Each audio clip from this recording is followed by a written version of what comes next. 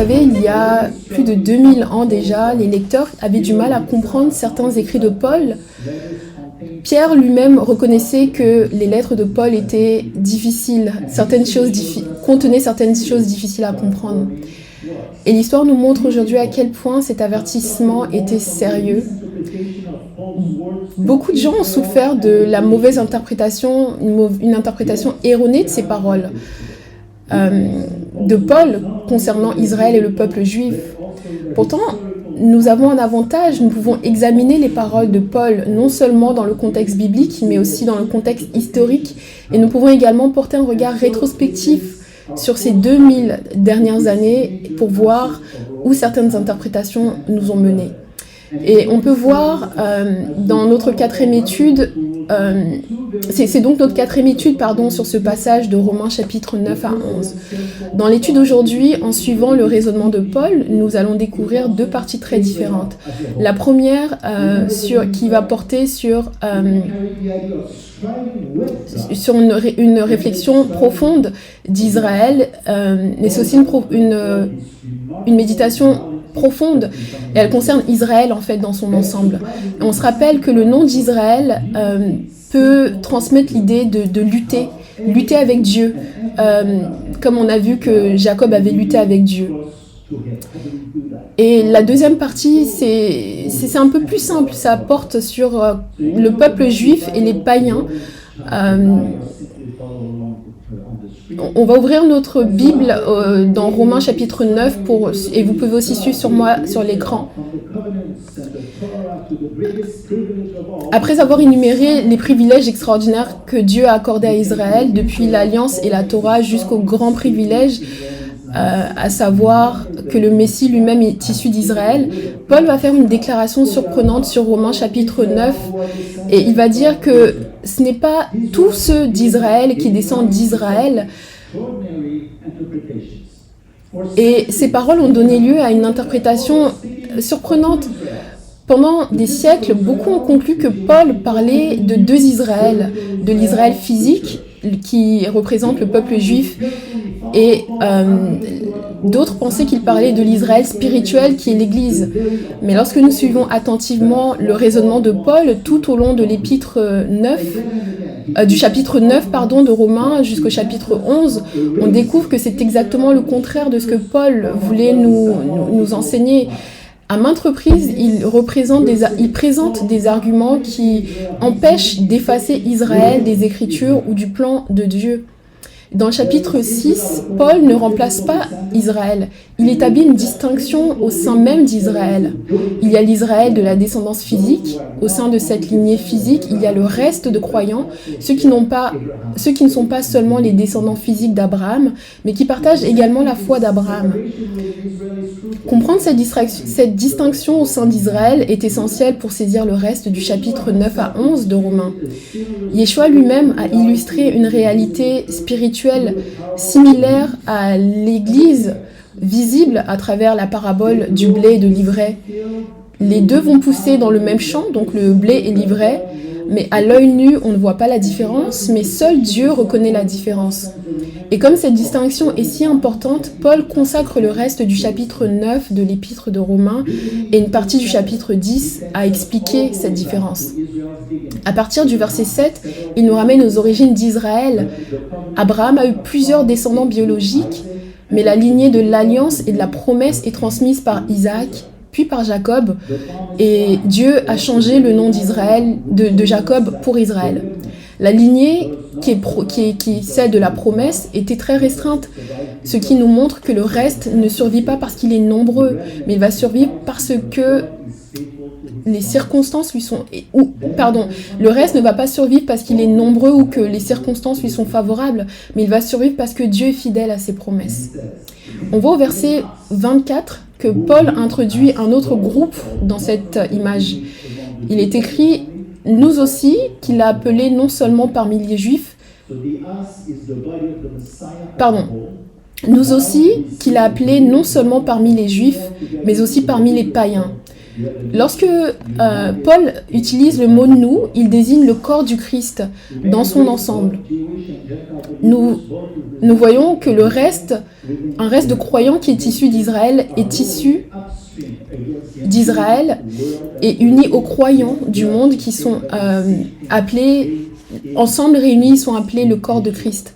À bien des égards, les Juifs et les païens représentent tous deux le reste que Dieu a mis à part dans les nations. Et ce groupe ensemble, donc le reste des Juifs et des croyants du monde, ils vont à contre-courant des croyances du monde. Mais ce qui les fait tenir, c'est la foi en Jésus, en Yeshua.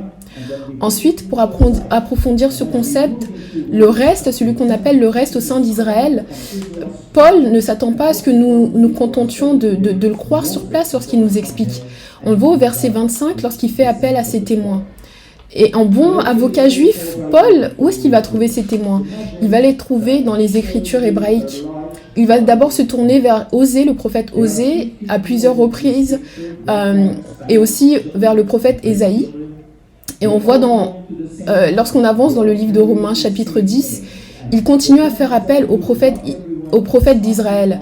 Et surtout, dans notre étude d'aujourd'hui, il va aussi évoquer Moïse et la Torah elle-même. Et permettez-moi de vous donner une image pour mieux comprendre ce que Paul veut dire. Imaginez que je vous montre une grande photo de famille. Il y a plus de 50 personnes sur la photo. Il y a les grands-parents, les parents, les enfants et les petits-enfants. Ils appartiennent tous à la même famille. Ils portent tous le même nom de famille. Mais si je vous disais que tous les membres de cette famille ne partagent pas la même foi que le grand-père, est-ce que vous conclurez immédiatement que ces personnes ne font pas partie de la même famille? Bien sûr que non. Vous ne conclurez pas non plus qu'ils seront remplacés par d'autres personnes. Bien sûr que non. Et ici, c'est la même chose. La famille n'a pas changé. J'ai simplement établi une distinction au sein de cette famille. Et c'est essentiellement ce que Paul fait lorsqu'il dit que ce ne sont pas tous ceux qui sont d'Israël qui sont Israël. Israël n'est plus Israël et l'Église n'a pas pris son nom. Israël est resté Israël et l'Église n'a pas pris sa place. Voici ce que Paul voulait dire. La famille n'a pas été remplacée. Paul établit une distinction au sein de la famille. Et c'est pourquoi l'existence du reste, ce qu'on appelle le reste, est la preuve que Dieu n'a pas abandonné Israël. Sans le reste, sans les croyants, comment pourrait-il y avoir une alliance avec Dieu et un peuple? Donc le reste, c'est le reste d'Israël qui a cru et les croyants du monde. Et le reste est la preuve de la fidélité de Dieu. Et maintenant, pour ainsi dire, Paul ouvre les écritures hébraïques et ce livre qui unit la famille pendant des milliers d'années, qui nous montre que depuis le début, Dieu a été fidèle à sa parole. Et ce qui suit à partir de Romains chapitre 9, 25, c'est une magnifique histoire d'Israël racontée à travers les prophéties. À partir de là, Paul va citer 7 passages tirés des 2 prophètes, Ésaïe et Osée. Lorsqu'il va entremêler habilement les écrits de ces 2 prophètes. Le premier, donc, Paul va reprendre Osée, dans Romains chapitre 9, 25 à 26, il dit J'appellerai mon peuple ceux qui n'étaient pas mon peuple, et bien-aimés celles qui n'étaient pas aimées. Et là, on leur dira, vous n'êtes pas mon peuple. Et là, ils seront appelés, et à ceux qu'on a dit, vous n'êtes pas mon peuple, ils seront appelés les fils du Dieu vivant. Et nous sommes aussitôt confrontés à une question importante. Qui sont ceux que Osée qualifie comme ceux que Dieu a dit qu'ils ne sont pas de son peuple? Là encore, beaucoup sont ceux qui ont répondu que ce sont les païens que Dieu qualifiait de ceux qui n'étaient pas son peuple. Et maintenant, grâce à l'évangile, ils seraient devenus le peuple de Dieu. Mais encore là, il y a un problème. Ce n'est pas d'eux dont parlait Osée, et pas non plus d'eux dont il parle dans les citations que nous allons voir après. Si on revient à la prophétie d'Osée, et si nous lisons la phrase dans son intégralité, le nombre des fils d'Israël sera... Le passage nous dit que le nombre des fils d'Israël sera comme le sable de la mer, et il arrivera que là où on leur avait dit « Vous n'êtes pas mon peuple », on leur dira « Vous êtes les fils du Dieu vivant ». On retrouve ce passage dans Osée chapitre 1, verset 10. Et qui sont ceux que Osée qualifie qu'ils ne sont pas le peuple de Dieu? Osée lui-même dit les fils d'Israël. Donc il existe de nombreuses prophéties qui concernent le salut des païens, mais ces prophéties ne sont pas mentionnées dans l'Ancien Testament. Et les païens n'ont jamais été appelés le peuple de Dieu. Osée décrit Israël. Osée parle ici d'Israël lorsqu'il dit qu'ils ne sont pas le peuple de Dieu parce qu'ils sont sous le jugement final, sous le jugement, et ils seront finalement restaurés par Dieu. On voit qu'au sein d'Israël, on trouve aussi deux groupes, le reste des croyants et la majorité des incroyants. Pourtant, les deux font partie d'Israël et chaque Israélite participe à l'histoire nationale de l'ensemble. Cette distinction est essentielle pour comprendre la foi de l'histoire d'Israël et son avenir. Et le prophète Daniel nous donne une merveilleuse image de ce principe. Daniel était un croyant dans tous les sens du terme. Pourtant, lorsque Dieu a jugé Israël, Daniel est parti en exil aussi avec le peuple. Il a aussi perdu la terre d'Israël. Il a vécu sous la domination des païens. Et lorsque Daniel priait, il ne se démarquait pas de son peuple, il ne s'est pas mis à part. Lorsqu'il a prié, il n'a pas dit « ils ont péché ». Il a dit « nous avons péché, nous avons commis l'iniquité, nous avons agi méchamment et nous sommes rebellés contre toi ». Et Daniel appartenait personnellement à Dieu, mais il s'identifiait à la situation de son peuple vis-à-vis de l'alliance de Dieu. Et cela nous aide à comprendre qui est ceux que le prophète Osée qualifie de Lo-Ami, ceux qui ne sont pas mon peuple. Au niveau national, Israël pouvait être placé sous le jugement en tant que ceux qui ne sont pas sous le peuple de Dieu. Mais même si des croyants fidèles existaient encore au sein de cette nation, le reste souffrait quand même avec la nation, avec ceux qui avaient rejeté Dieu, même s'ils ne partageaient pas l'incrédulité de ceux qui avaient rejeté Dieu. Et c'est aussi le cas des Juifs messianiques d'aujourd'hui. C'est pourquoi lorsque Dieu finira par changer cette parole, où il dit que vous n'êtes pas mon peuple, il finira par dire à Lo-Ami finalement, tu es mon peuple. Et le reste des croyants participent à la restauration de la nation. Et cela est renforcé par la citation que Paul fait par rapport au prophète Ésaïe lorsqu'il dit « Si le Seigneur des armées ne nous avait pas laissé un reste, nous serions devenus comme Sodome et nous aurions été réduits à l'état de Gomorrhe. » Israël a survécu parce que Dieu a préservé un reste, une descendance, et ce reste n'a jamais disparu. Il existe à l'époque de Daniel, ce reste, il a existé à l'époque de Daniel, il a existé aussi à l'époque de Paul, et il existe encore à notre époque. Et aujourd'hui, on peut se poser la question, qui est ce reste? Et parmi ces restes, on trouve des juifs croyants en Yeshua, des juifs messianiques, les Israélites qui ont reconnu le Messie, Jésus comme leur Messie, et qui continuent à faire partie du peuple d'Israël et qui constituent le groupe le plus visible du reste d'Israël. La communauté des Juifs messianiques est une preuve vivante que Dieu est toujours à l'œuvre au sein d'Israël.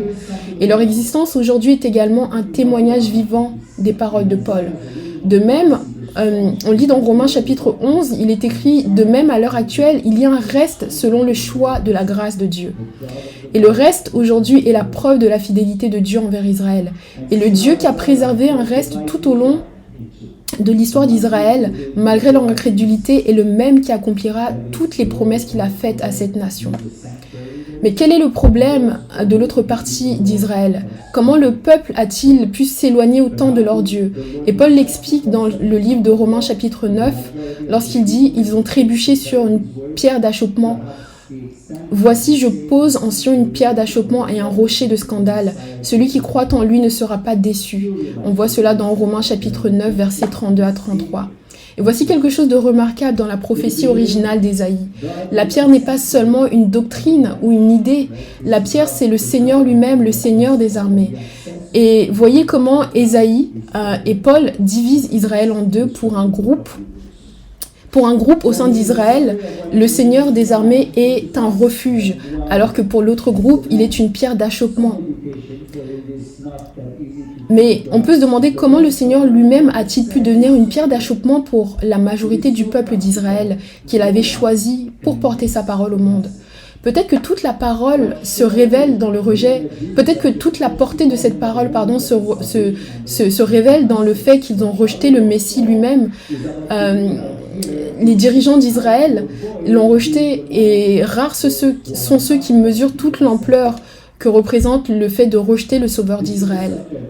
Pour les croyants, Dieu est notre sanctuaire, il est notre refuge, ce qu'on appelle la Mikdash. C'est ainsi que l'on appelait le tabernacle. L'accès est ouvert à tous ceux qui ont fait du Seigneur Yeshua leur sauveur. Et lorsqu'on se rend dans Romains chapitre 9, bien qu'il s'agit là d'un résumé, cela exige une certaine méditation parce que ce n'est pas facile de comprendre pleinement lorsque Paul parle du reste. C'est pas quelque chose de concret et on peut passer à côté du message que Paul voulait nous donner. Ce que Shaoul, qui est le nom que Jésus avait donné à Paul lorsqu'il l'a rencontré sur le chemin de Damas, ce même Shaoul est celui qui s'apprête à mettre en évidence comment éviter de faire partie de ceux qui ne sont pas du groupe que Dieu appelle l'Oami, ceux qui ne sont pas du peuple de Dieu, et de ne pas faire partie du groupe de l'ivraies. Il est écrit dans Romains chapitre 10, « Je ne vous ai jamais connu ». C'est ce que Dieu dira à ce reste-là, à ceux qui ont rejeté Israël. Et on peut voir maintenant comment il nous est présenté, comment il nous présente cette section dans Romains chapitre 10. Il est écrit, « Frères, le désir de mon cœur et ma prière à Dieu pour eux, c'est qu'ils soient sauvés. » Tout comme il est introduit dans Romains chapitre 9, il procède ici de la même manière en priant pour Israël. Voyez-vous bien que les Juifs ne sont pas automatiquement sauvés comme n'importe quel être humain, ils doivent recevoir et accepter Yeshua comme sauveur et Seigneur de leur vie. Il est écrit aussi qu'il n'y a de salut en aucun autre, car il n'y a sous le ciel aucun autre nom donné parmi les hommes par lequel nous puissions être sauvés. Et cela est bien décrit dans le verset 2 où il est écrit « Car je rends témoignage à leur sujet qu'ils ont un zèle pour Dieu, mais c'est un zèle qui est dénué de connaissance, dénué d'intelligence. » Ils ont ce peuple d'Israël qui a rejeté Dieu, ils ont un grand zèle pour Dieu. Et nous pouvons en témoigner encore aujourd'hui. Ils prient fidèlement 3 fois par jour. Et je me souviens, lorsque je travaillais dans le commerce des diamants, j'avais affaire à de nombreux juifs pratiquants. Lorsque c'était l'heure de la prière, ils arrivaient, l'heure de la prière arrivait, ils interrompaient tout ce qu'ils faisaient. Peu importe que les clients attendent ou que les affaires soient chargées, quand venait l'heure de la prière, ils s'éloignaient pour prier fidèlement. Même pendant les fêtes, qui tombaient la période la plus chargée pendant l'année, par exemple la période de Noël, ils fermaient leur bureau pendant 1 semaine entière à l'occasion de Sukkot ou de la fête des tabernacles. Et ce zèle, il est bien là, on le voit. Et Paul savait bien de quoi il parlait, car lui-même était l'un d'entre eux. Il a déclaré « Je suis juif et j'ai été formé, enseigné par Gamaliel. Dans le strict respect de la loi de nos pères, j'ai été zélé pour Dieu tout comme vous l'êtes aujourd'hui. » On trouve ce passage dans Actes chapitre 22. Et on peut encore se poser d'où provient ce zèle. C'est de leur amour pour Dieu, de leur amour pour la Torah qu'ils possèdent ce zèle. Mais comme il est écrit, ce n'est pas non selon la connaissance de Dieu, c'est-à-dire la véritable connaissance des Écritures. Et c'est-à-dire qu'ils n'ont pas la connaissance, c'est-à-dire la connaissance de ce que disent les Écritures et des prophéties qui concernent l'identité de Messie. C'est comme s'ils ont manqué cette partie qui parle du Messie. Et lorsqu'on se rappelle de ce que Jésus disait dans le chapitre 5 de Jean, car si vous croyez Moïse, vous croirez aussi en moi, il leur disait. Et la Torah nous conduit tout droit vers Dieu et son Messie. Aujourd'hui, le judaïsme rabbinique est imprégné de traditions et de légendes, ainsi que d'une multitude de lois et de règlements. Et pourtant, la parole de Dieu parle de manière si respectueuse et de manière si abondante du Messie. Et c'est là le prochain argument que Paul va nous mentionner dans Romains chapitre 10, où il dira « Car le Messie est la fin de la loi pour la justice, pour tous ceux qui croient en lui. » Ici, le mot « fin » se dit « télos ». Télos signifie le but, l'aboutissement, le résultat final de l'ensemble de la Torah. Et on trouve cela dans les prophètes, dans les écrits du Messie, alors qu'en lui réside la plénitude des Écritures hébraïques. nous dit la Bible. Cela ne signifie pas qu'une partie quelconque de la Torah doit être annulée ou invalidée ou même abolie. Cela signifie que une partie de la parole de Dieu, cela signifie que tout cela, toutes les Écritures font partie de la parole de Dieu qui nous est donnée. Cela signifie que tous les jugements, tous les morts d'animaux pour les sacrifices n'ont plus lieu et que Yeshua a pris sur lui-même tout cela en replaçant Yeshua au centre.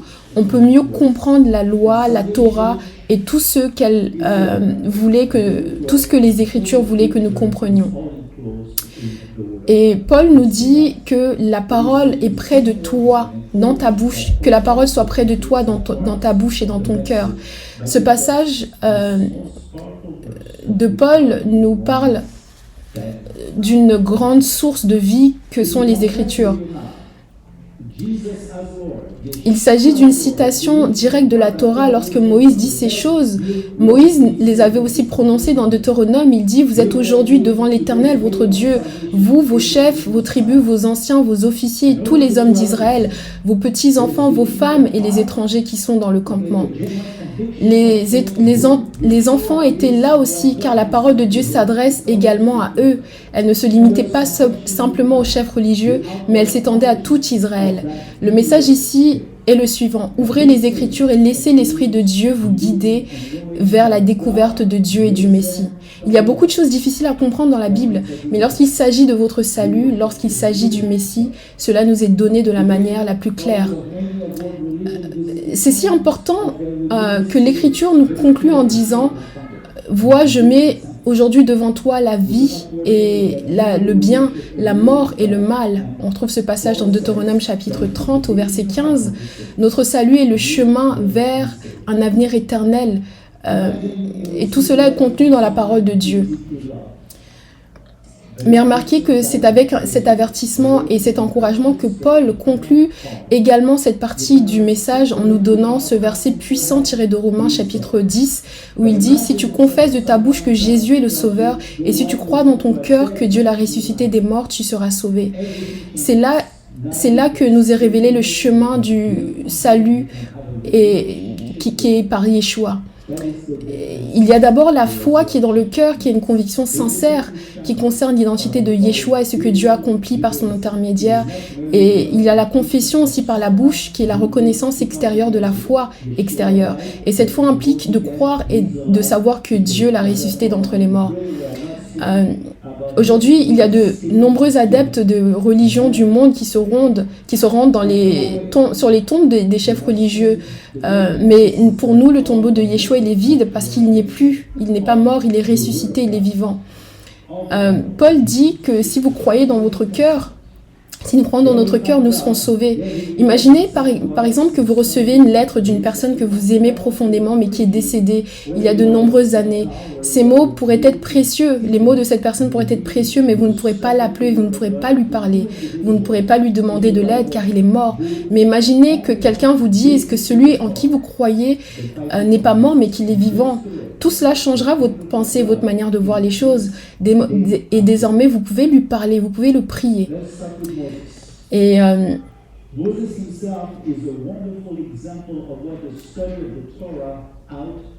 si nous regardons à Moïse, Moïse lui-même est un merveilleux exemple de ce que l'étude de la Torah nous enseigne et qui doit produire en nous lorsque nous la lisons. Moïse avait entendu la voix de Dieu. Il avait été témoin de la puissance de Dieu. Après cela, il s'était tenu en présence de Dieu comme très peu d'êtres humains ont eu l'opportunité. Et pourtant, Moïse n'était pas parfait. En plus, et plus il en savait, plus il voulait savoir, plus il voulait connaître Dieu. Écoutez la parole qu'il dit dans Exode chapitre 33 au verset 13. Maintenant donc, je te prie, si j'ai trouvé grâce à tes yeux, fais-moi voir tes voies afin que je te connaisse. Reconnaissez ici ce que Moïse demande. Ils ne sont pas contents de dire « Enseigne-moi davantage tes lois ». Il dit « Fais-moi connaître tes voies afin que je te connaisse ». C'est ce que Moïse dit à Dieu. Moïse comprenait que derrière les commandements de Dieu, il y avait beaucoup plus. Derrière la Torah se trouve le Dieu qui a donné la Torah. Et puis, quelques versets plus loin, son désir devient encore plus fort lorsqu'il dit « Je te prie, montre-moi ta gloire ». On voit que son amour de Dieu augmente, il désire voir la gloire de Dieu. C'est une belle demande que Moïse fait à Dieu. Moïse avait déjà fait l'expérience de la présence de Dieu plus que quelconque homme sur la terre. La terre a eu l'expérience de la présence de Dieu et pourtant il en voulait encore plus. Et on observe ici une belle progression lorsqu'il dit « Fais-moi connaître tes voies ». Ensuite il dit « Afin que je te connaisse ». Puis il termine par « Montre-moi ta gloire ». Et c'est ce que l'étude de la parole de Dieu devrait nous apporter et provoquer en nous, ce même désir que Moïse a eu. Plus nous découvrons Dieu dans sa parole, plus nous devrions désirer Dieu lui-même. Et nous observons exactement la même chose chez David. David était absolument épris par la Torah. Le psaume 119 nous en parle. Il est imprégné de cette passion pour la parole de Dieu. Et en suivant ses déclarations sur la Torah, on peut presque voir cet amour qui grandit sous nos yeux. Il va commencer par dire « Ouvre mes yeux afin que je comprenne les merveilles de ta Torah ». Ensuite, il dira « Ouvre mes yeux, laisse-moi voir ce qui s'y trouve ». On y voit ici la progression. Mais pour David, ça ne suffit pas. Au verset 34, il va encore dire qu'il veut l'observer et la respecter de tout son cœur. Au verset 44, il dit « Je respecterai ta Torah sans cesse ». On y voit la progression. D'abord, il dit « Ouvre mes yeux pour que je la comprenne ». Ensuite, il dit « Aide-moi à y obéir ». Et à mesure qu'il l'étudie et qu'il y obéit, quelque chose se passe en lui. Au verset 70 du psaume 119, on peut y lire qu'il dit « Je me réjouis de ta Torah ». Désormais, la Torah n'est plus simplement quelque chose qu'il étudie ou quelque chose auquel il obéit, elle est devenue sa joie. Et c'est alors qu'il commence à comprendre la valeur de la Torah. Lorsqu'il dit que la Torah qui sort de ta bouche m'est plus précieuse que des milliers de pièces d'or et d'argent. Si on réfléchit à ça, on voit que David contemple toutes les richesses de ce monde, que ce monde peut lui offrir, et malgré ça, il dira à Dieu « Donne-moi la parole de Dieu ». On voit aussi au verset 77, il qualifie à nouveau la Torah de joie, c'est sa joie, il fait de la Torah sa joie. Puis nous arrivons au verset 97, et l'on dirait presque que David ne peut plus se contenir lorsqu'il dit « Oh, combien j'aime ta loi, elle est l'objet de ma méditation ». Et on remarque qu'il ne se contente pas de dire « Je comprends ta Torah », il dit « J'obéis à ta Torah, j'aime ta Torah ». Et ce passage conclut notre étude et nous allons prier cette ancienne prière. Rendons gloire à Dieu dans les cieux car il est béni et doit être béni car nul n'est semblable à toi car tu es grand. En sainteté tu as accompli des merveilles. Béni sois-tu Seigneur notre Dieu, Dieu de nos pères, Dieu d'Abraham, Dieu de Jacob, Dieu grand, puissant et vénéré, Dieu très haut, béni sois-tu Seigneur du ciel de la terre, notre bouclier, celui de nos pères, qui nous renforce notre fidélité de génération en génération. Béni sois-tu, ô Seigneur, car tu es le bouclier d'Abraham, tu es le bouclier de tous ceux qui viennent humblement à toi, avec un cœur repentant. Aujourd'hui Seigneur, nous avons vu comment les actes de certains te troublent, mais là encore, tu es si aimant et si patient. Nous voulons que tu ne veux que personne périsse. Que l'Éternel vous bénisse et vous garde, que l'Éternel fasse resplendir sa face sur vous et qu'il vous accorde sa grâce, que l'Éternel tourne sa face sur vous et vous accorde sa paix. Que le Seigneur vous bénisse.